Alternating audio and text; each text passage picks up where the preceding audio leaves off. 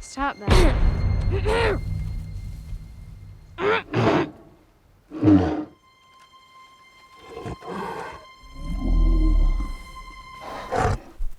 Hello World Wide Web, I'm Dr. Shado, the internet personality with the best hair. And man, that Winnie the Pooh Blood and Honey review actually did like the best numbers I've seen on this channel in a while. So, in the spirit of chasing the algorithm, let's look at another bear-themed horror movie with The Cocaine Bear, based on a true story. Ish. There was this thing back in the 80s when a drug dump went all kinds of wrong, and it is true that a bear did in fact find said cocaine and ate a few $1 million worth of it. But it didn't really result in a horror comedy about a coked out carnivore consuming campers. Had a massive overdose and died. And then got stuffed and put on display as Pablo Escobar. But in this version of the tale, the bear did not die, but became Cocaine Bear. And it just so happens that the police, the rangers, and the criminals are all incredibly stupid, resulting in a 90-minute romp of the body count rising. In as humorous of a fashion as they could come up with. So, let's take a look at Cocaine Bear and see if it passes the sniff test.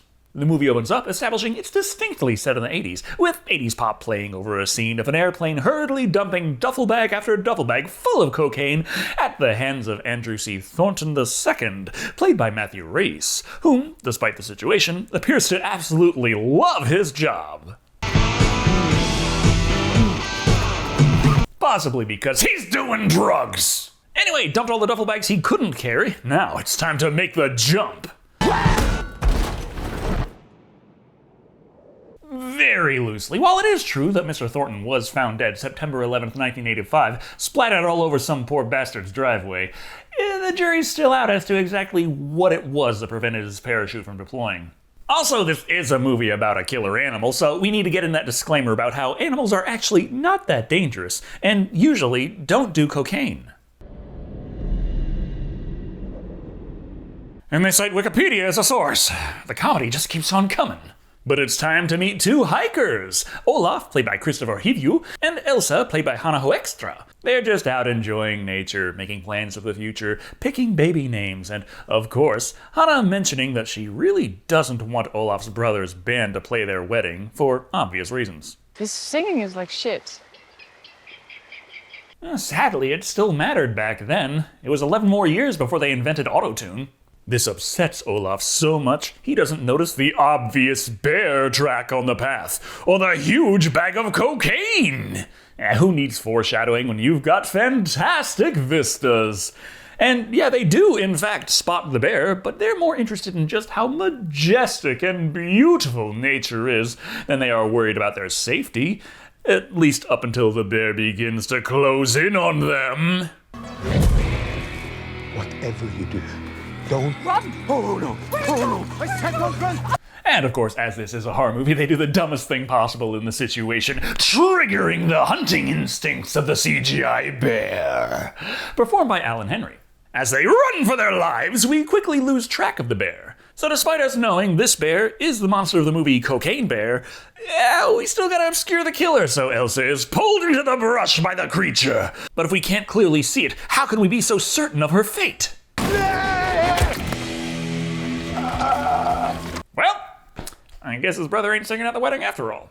Thus begins the body count of Cocaine Bear. So it's time to bring us back to reality with Pee Wee Herman teaching us not to smoke crack, because this is based on a real story with a real news broadcast that may or may not have a real dead body in it. So let's just skip on ahead back to the fake stuff. The man splattered all over the road, and Detective Bob Springs, played by Isaiah Whitlock Jr., tells Officer Reba Mitchell, played by Ayoola Smart, that he knew this man, Thornton, been chasing his drug operation for years. Thornton worked for Sid White, played by Ray Liotta, thus there must be more cocaine out there, somewhere.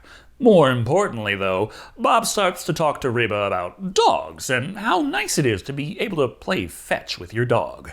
That's because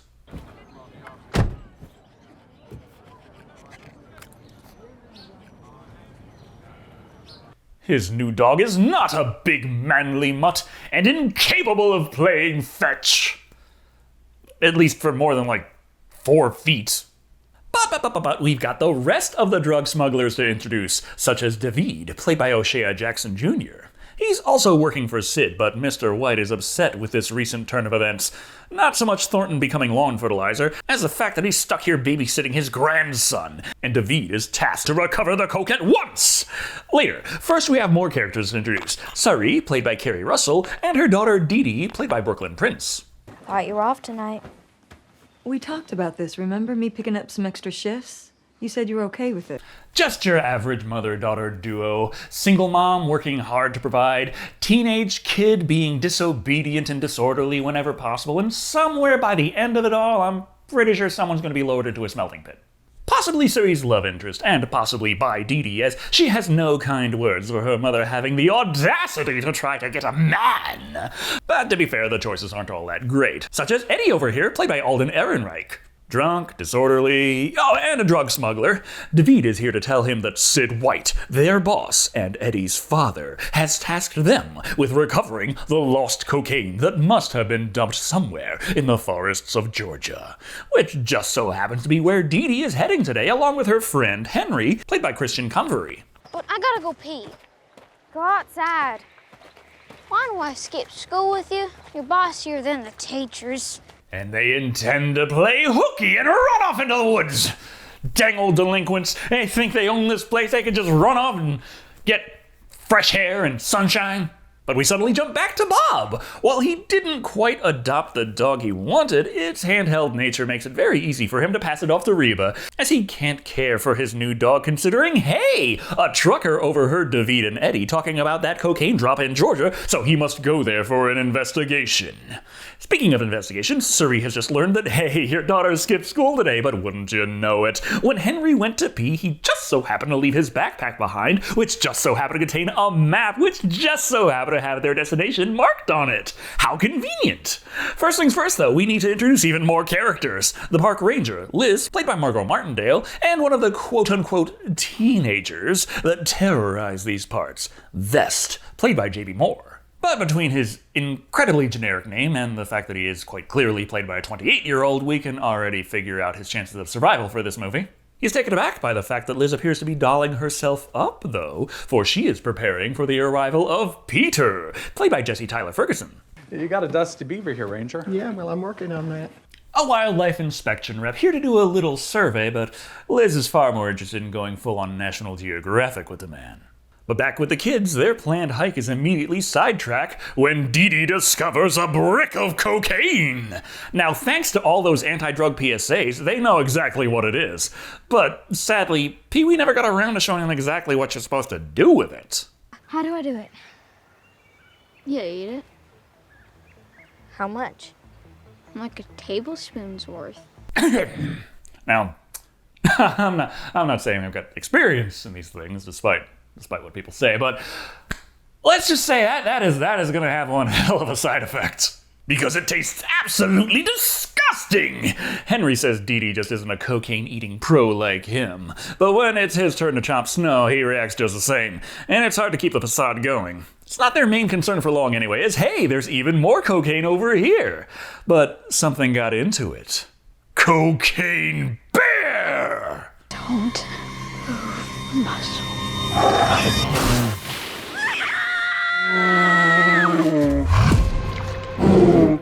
Listen to me.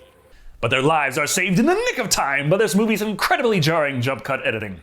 As Eddie and David continue towards their destination, shortly before we see Suri has reached her destination, she must find her daughter and insists on the help of the ranger. But Liz points out that Peter still has that inspection to do and can't afford to be distracted. Well, I won't be a burden. I'll get my hat. Now don't be so upset, Liz. It's not nearly as bad as when in Color Out of Space Nicolas Cage got cock-blocked by an asteroid. So they head out to the start of their grand adventure, right around the same time that David and Eddie make it to Blood Mountain. Eddie's still not feeling so great, so David heads to the restroom to freshen up.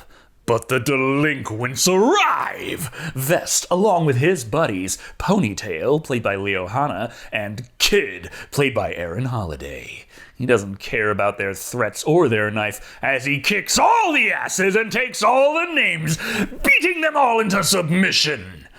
spare one little mishap. Oh! They did manage to get in one good stab. Not really enough to hinder him at all in the movie going forward, but it's gonna give him something to complain about. When Eddie comes in to ask if he fell in, he is horrified to discover that David beat up all the 30-year-old children. But when checking if they're all right, Eddie discovers a brick of cocaine. Thus, they grab Kid and convince him to tell them where they found the cocaine. He says they stashed what they found in a gazebo, intent on retrieving it after nightfall. A gazebo? It's civilian type structure. I know what the fuck a gazebo is. I didn't. I'm just wondering why you had to wait until nightfall to get it. There was one park ranger. And this is 1985.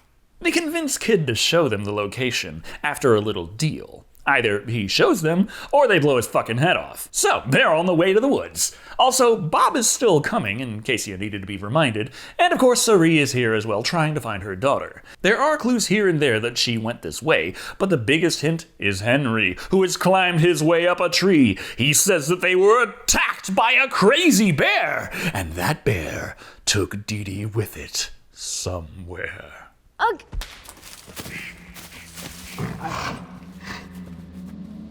And on the plus side, it couldn't have taken her that far, as it invis-attacks Peter and Liz, long enough to separate everyone, then just runs away again, so everyone can be all tense and scared and unsure of what is going on.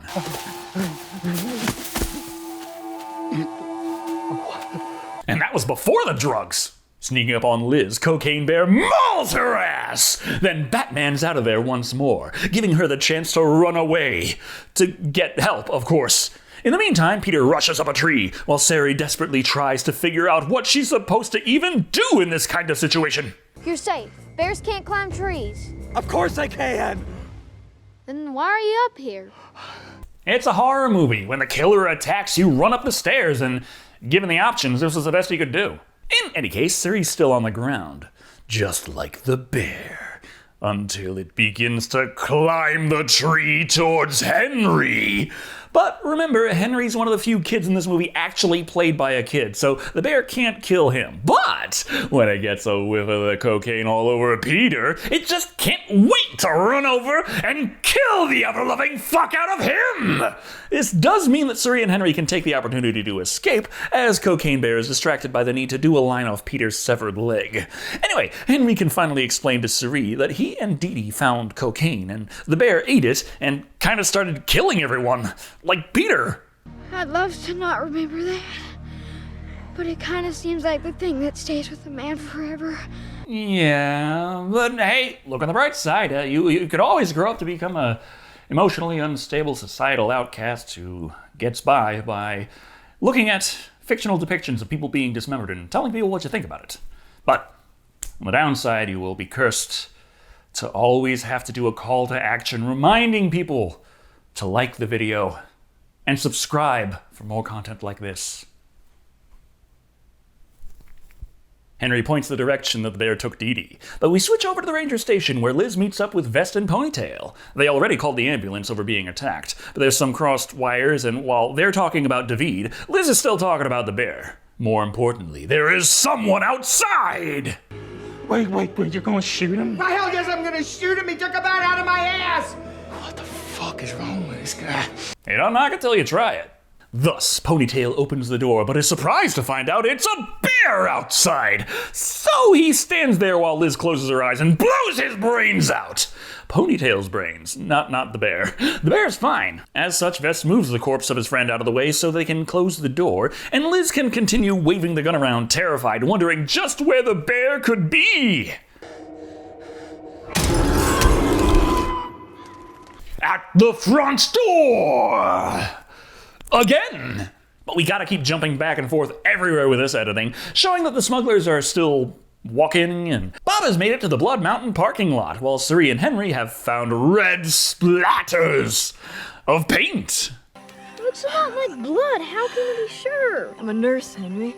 Honestly, I've seen plenty of movies where the blood doesn't even look that good, so I thank them for pointing that out. This is important because Dee Dee had paint and has left them a trail of paint to follow. That'll take a while though, so let's introduce new characters! Nothing fancy, just the paramedics the 30-year-old teens called. Beth, played by Kathleen Kim, and Tom, played by Scott Seiss. Walking into the station full of dead bodies, they are a bit confused as the call was for a minor concussion. But upon investigating further, they discover that Liz is still alive, barely hanging on, with labored breathing. Beth tries to make sure she's all right while Tom notices a room full of blood and wonders just what he might find inside.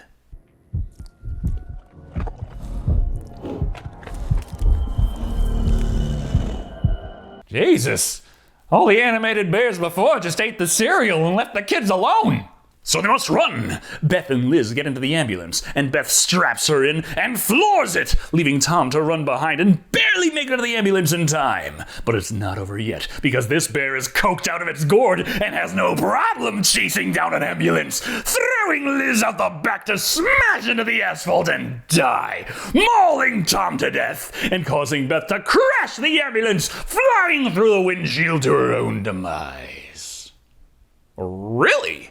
84% of EMTs don't wear their seatbelt because it interferes with their job. Well, die and learn, I guess. So they're fucking dead, but you know who isn't? The smugglers. Still walking the trails with Kid, looking to find the gazebo. But before they do, who would just so happen to get there first but Detective Bob Springs? However, he doesn't know the cocaine has been stashed here until he reclines and spies a duffel bag hidden away on the roof. Which means by the time Kid gets David and Eddie to the gazebo, cocaine up there anymore. I'm gonna give you one more chance. Where's the... Put the gun down and move away from the teenager. Or rather, the coke is still up there, along with a full-grown man with a gun, which he just didn't notice until now.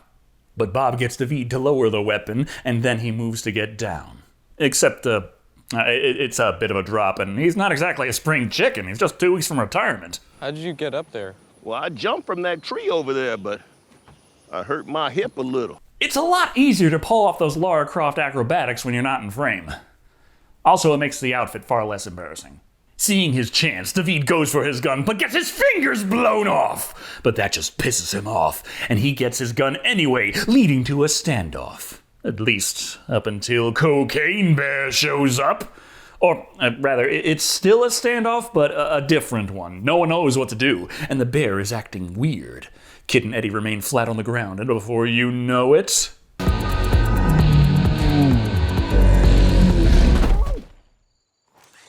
no surprise, after being so damn high all movie, the bear was bound to crash sooner or later. So, new crisis! Eddie's being crushed by a bear, and because this is a horror comedy, nobody knows what to do about it. So, they can stay like that for a while we move back over to Suri and Henry, who have found none other than Olaf! So, either the opening wasn't that long ago, or this man is terrible at running for his life. But he does know where to find the lair of the Cocaine Bear. Oh, that's right, the Cocaine Bear. That is currently collapsed on top of Eddie, and they didn't know what to do about him. The bear is a girl. Oh, how do you know that? Because its vagina is on my ear. Okay, I don't know about the bear, but evidently after being folded over himself backwards and flattened, Eddie is definitely dead. But when David went to check on the status of the bear, he also dropped a spare bag of cocaine. And as it turns out, the best part of waking up is jamming several kilos of Florida snow down your throat. That's a hell of a pick-me-up. Now Cocaine Bear is high. Incredibly high. Tripping like she's just done some Molly, she continues to rub all over Eddie, and no one knows what to do, except for Bob. There you go. There you go. It's like cocaine Christmas. So you see, she's not evil. The bear just really likes cocaine. And the killing people is just kind of happenstance in pursuit of cocaine. Please ignore the deaths of Liz and Elsa and the paramedics. Tossing a brick into the woods, Bob gives the group the chance to escape, but David won't leave millions of dollars of dope to the detective, and the standoff continues until Bob is shot by someone else. Sid White. I guess he's finally done babysitting. Thus, Kid decides to just say fuck it and leave, but now that he's here, they can update him on the situation. David's short a few digits and they're already down millions of dollars worth of coke because the bear won't stop fucking eating it. But that doesn't matter to Sid. He might be the boss of these two, but he's only a small fry in the big picture, and his boss won't accept a sob story about feral fiends. This is much bigger than any of them, as we see when Sid tries to get Bob to tell him where the bear went, but Bob ain't talking. But then... What are you doing? I'm sorry, Bob. I'm sorry, Bob. Reba is also in on it! Now, this doesn't make anything make any more sense, but it's big. Hey, betrayal. Emotion. Realizing his world is crumbling around him, Bob uses his final breaths to ask, is Rosette, the dog, okay? Reba ensures him she's fine, but Sid takes the opportunity to say that if Bob doesn't tell them where the bear went, he will kill the dog! Oh, no, please, don't do that. I'd vote for not killing a dog today, but that's just me. Yeah, he is the bad guy, but we'd all prefer him to not to veer so sharply into downright irredeemable. Bob thinks they're fools nonetheless and points the way and dies. Oh well, free coke! The bear is bringing it back to her lair. Right around the same time we see Suri and Henry finally made it there. Thanks to Olaf's help, of course. But he's too afraid to go inside. After all, who knows what waits within? They look like polar bears. Nah, wrong kind of coke. So it's fine. Look, the cocaine bear is a cocaine mom who has been working hard to provide her cubs with enormous amounts of cocaine. Mom of the year, everybody. Speaking of which, Suri has fought through hell and finally found Dee Dee. She even faced down a cocaine bear. Yeah, she didn't exactly go toe-to-toe with the beast. That'd be Olaf over here being brutally murdered off screen. Evidently they decided against it being front and center because at this point in the movie, the bear is kind of a good guy, so in order to maintain that, don't have them just killing people left and... and they can still kill people. They can still do that. Just we can't see it. Fantastic. Olaf's distant cries tells the group that they better hope this cave has a back door. Along the way, they find an amazing waterfall. Such a location would be a fantastic place for a final epic confrontation between good and evil. On a completely unrelated note, who would just so happen to find the cave next but the smugglers? Finding more half-eaten cocaine, Sid says they must press on because there is more. But Reba has had enough and decides to say fuck it and leave. But what's this? Ray intends to retire her permanently, but not so fast, for David double-crosses his boss, preventing him from double-crossing his double-crossing double-crosser. When did you all get so soft? Well, the bear has transformed from mindless monster to misunderstood mother, so everyone's got to start posturing to make sure that they aren't the real bad guy of this movie. That way, when they press on and just so happen to find the scared family trying to survive this ordeal, Sid keeps his eye on the prize. There is cocaine here, and like a mad completionist, he's gotta collect them all. And he will kill all the helpless women and children who get in his way. But before he can procure the new bag, the cocaine cubs get aggressively cute and cuddly. Unable to fight back with his long rifle, he tasks his son with killing them. But he has had enough and refuses to murder innocent drug-fueled wild animals. Coward, David! Here, catch! I am taking the fucking children home! But what's this? Suri uses her magneto powers to intercept the rifle and save her own ass! And the asses of all those present. Hey, wait a minute. Cheesy heroic speeches are fun and all, but this movie isn't called Don't Fuck with Rifle Mom, it's Cocaine Bear. And the Cocaine Bear shows up, causing the family to flee, Sid to distract the cubs with some spare drugs, and while Eddie and David flee, the final battle ensues. Sid shoots Cocaine Bear, causing her to slip and fall to her death, traumatizing the cubs and giving Sid plenty of time to get the last bag of cocaine. But wait! A spare bag of coke falls down and explodes, raining life-giving cocaine onto the bear, returning her to life, where she can rise up and take out Sid.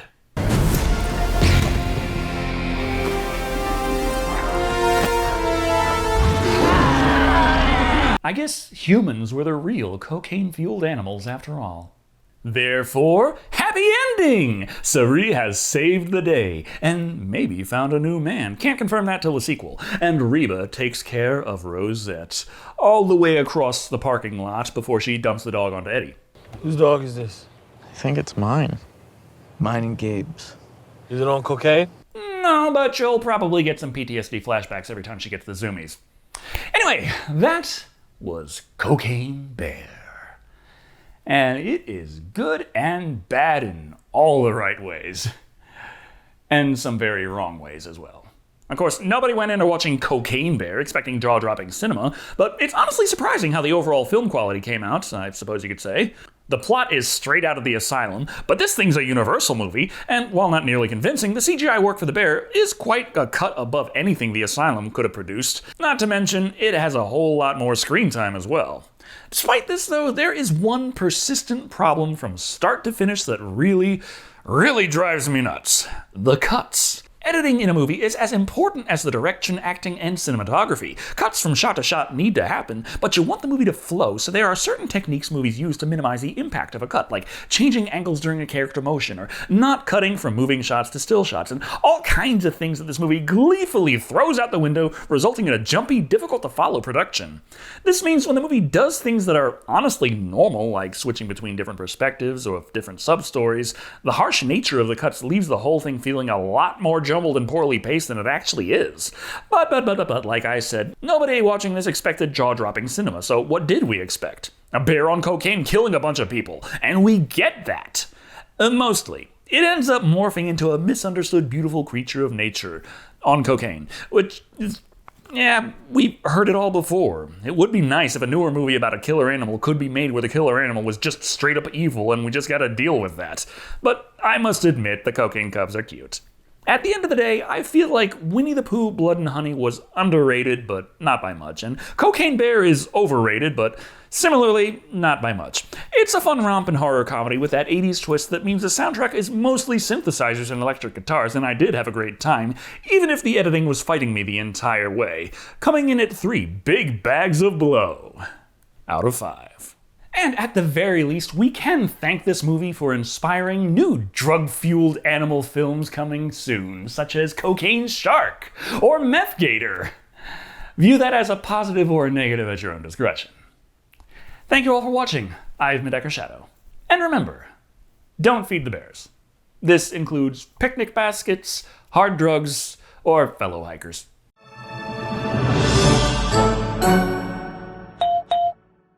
Don't be mad, but we skipped school. No shit, Henry. And don't click away just yet. We've got to work on that end screen element engagement, remember? So what other movie, it's a good horror comedy I've done recently. It's not really related to cocaine or bears, but hey, Tucker and Dale vs. Evil. That's a great horror comedy. I highly recommend it, and the editing is a lot better in that as well. And if that's not your thing, then there's the algorithmically selected recommended video. The editing is probably better in that as well, but, you know, Cocaine Bear is real special in that regard.